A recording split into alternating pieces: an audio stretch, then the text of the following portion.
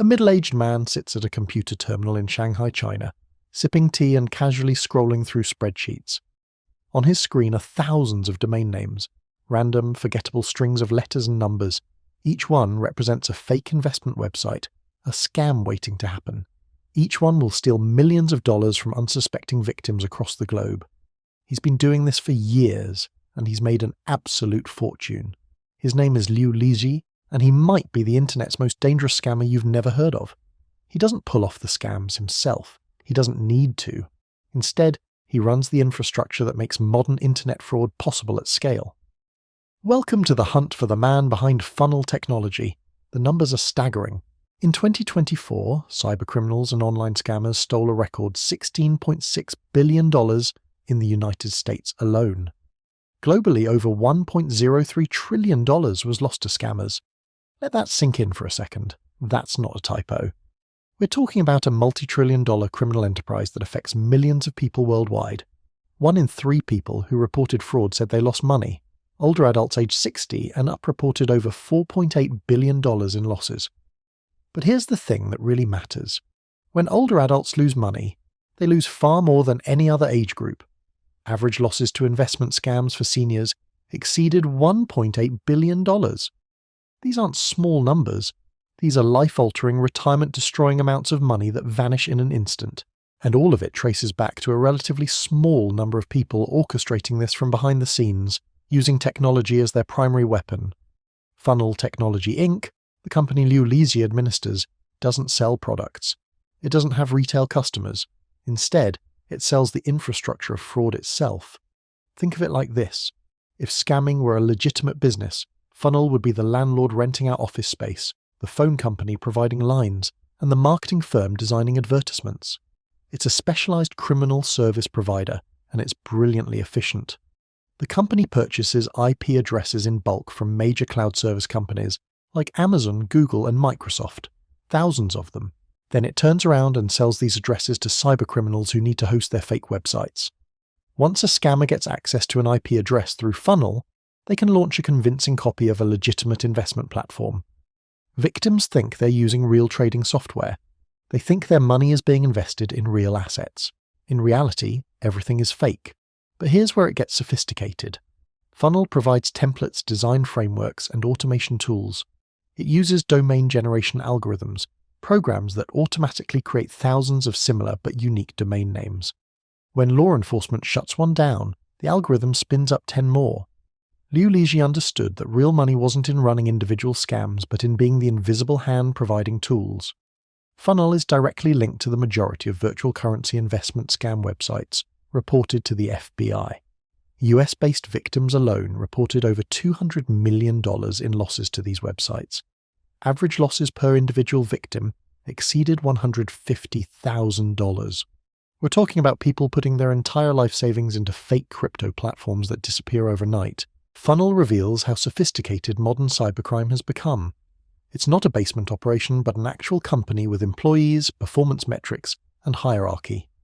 Investigators found spreadsheets detailing employee names, performance evaluations, and assigned tasks. Some employees assigned domain names to cybercriminals, others managed technical infrastructure. There were customer service representatives handling scammer complaints.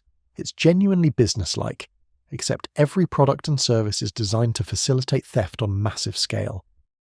What makes Liu Lizhi and Funnel particularly dangerous is the sheer number of victims and the amount of money involved. A typical victim loses their investment and never recovers it. Many of them are elderly, vulnerable, and have limited understanding of how cryptocurrency or online investment platforms actually work. Scammers target these demographics specifically. They know that older adults, people new to technology, and those seeking online relationships are statistically more likely to fall for sophisticated manipulation. They develop fake personas on social media and dating sites. They spend weeks, sometimes months, building relationships, establishing trust, and slowly introducing the idea of investment opportunities. A common tactic is creating a false sense of urgency, claiming a limited time opportunity, suggesting that the market is about to move in a certain direction, or implying that the victim needs to act immediately before missing out on enormous returns. By the time the victim realizes what's happened, their money is gone, and the scammer has vanished without a trace, often moving on to the next target within hours. What's truly insidious about the funnel operation is how it amplified every existing scam. The company didn't invent fraud, but it made fraud industrial scale. It removed friction.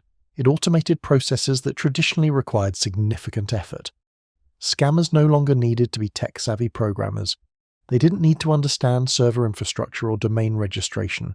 They could simply purchase a package from Funnel, get a template, get an IP address, get a domain name, and launch their operation within hours. The barrier to entry for running a sophisticated financial scam had been dramatically lowered. The investigation into Liu Lizhi and Funnel took years, much longer than the scams themselves had been running. Law enforcement agencies from multiple countries had to collaborate, sharing intelligence and coordinating efforts across jurisdictions where they had no direct authority. They had to trace cryptocurrency transactions, analyze domain registration patterns, and follow the digital breadcrumbs across international borders. They had to understand not just how the scams worked, but how the entire ecosystem functioned. Because Funnel wasn't operating in isolation. It was part of a larger criminal infrastructure involving money launderers, cryptocurrency exchanges, payment processors, and specialists in evading law enforcement. Some of those specialists were former employees of legitimate tech companies. Some had advanced degrees in computer science. Some were recruited directly into the criminal ecosystem after proving their skills. These weren't criminals because they were desperate or uneducated. They were criminals because the money was too good and the consequences seemed too distant. How do you prosecute someone in one country for facilitating crimes in another? How do you seize assets when they're hidden across multiple jurisdictions and moved through cryptocurrency that's deliberately laundered? The investigation ultimately led to Liu Lizhi's identification and location. Authorities moved against him, charging him with facilitating virtual currency investment fraud on a massive scale. His company and infrastructure were seized. The operation was disrupted, at least temporarily, but here's the sobering reality. Liu Lizhi was one person running one company. There are others. There are always others. Shut down Funnel, and someone else will fill the void with similar services. The fundamental issue isn't one bad actor or one criminal organization. It's that the profit margins are astronomical, and the prosecution is difficult. For every $1 invested in law enforcement to combat these crimes, scammers are stealing thousands. The scariest part of the modern scamming landscape is how it's evolving. Artificial intelligence is now being integrated into fraud operations. AI can write more convincing phishing emails. AI can generate fake social media profiles that are nearly indistinguishable from real people. AI can clone voices with startling accuracy, enabling phone-based scams where the criminal actually sounds like your bank, your government agency, or your grandchild. Deepfake-related incidents surged to 580 in just the first half of 2025 alone. Over 10% of financial institutions reported suffering deepfake phishing attacks exceeding $1 million each. The technology that powers legitimate innovation is being weaponized at scale. Employment scams have tripled in reports between 2020 and 2024, with losses skyrocketing from $90 million to over $500 million. Young adults aged 18 to 34 are being targeted with fake job postings. They apply, they get hired, and they're asked to pay upfront fees for equipment or training that never arrives. Romance scams are devastating victims emotionally and financially. Investment scams promise unrealistic returns. Sweepstakes and prize scams claim victims have won things they never entered. Every category of fraud is growing, and every category is becoming more sophisticated. The hunt for dangerous scammers like Liu Lizhi is ongoing, but it's often reactive rather than proactive. Law enforcement waits for victims to come forward. Investigators piece together patterns from complaint data. They follow the money through cryptocurrency transactions and bank transfers. By the time they identify the perpetrator, millions have been stolen and countless lives have been damaged. Some victims never recover. Some take their own lives after losing their life savings to scammers. The human cost isn't captured in the statistics about lost money. The internet, for all its benefits, has created an unprecedented opportunity for criminals to scale their operations. Geographic boundaries no longer matter. A scammer in Southeast Asia can target victims in the United States, Europe, or anywhere else with an internet connection. Traditional law enforcement methods, tracking someone down physically, building a case in one jurisdiction, move far too slowly compared to how quickly digital fraud can happen. By the time an investigation concludes, the perpetrator has moved on to new schemes or new identities. What's particularly chilling is that many of the workers in these scam compounds are victims themselves. They've been trafficked, promised legitimate jobs, and then enslaved. They're forced to scam people while being confined, abused, and threatened. The cruelty is twofold: the victims losing money and the scammers themselves trapped in situations they can't escape. The Prince Group operations in Southeast Asia have trafficked thousands, holding them in compounds where they're forced to run pig butchering schemes and other frauds under threat of violence. Over $10 billion has been lost to Southeast Asia-based scam operations in 2024 alone, a 66% increase from the prior year. So what's the real lesson here? The hunt for the internet's most dangerous scammers isn't just about catching one person. It's about recognizing that modern fraud is a complex ecosystem involving technology providers, money launderers, traffickers, and low-level scammers all working together. Liu Lizhi and Funnel represent just one piece of an enormous criminal apparatus. Shutting it down matters, but it's not a solution. The real solution requires sustained international cooperation, regulations that make it harder for criminals to move money, education that teaches people to recognize scams, and technology platforms that take fraud more seriously. It requires investment in law enforcement training and resources.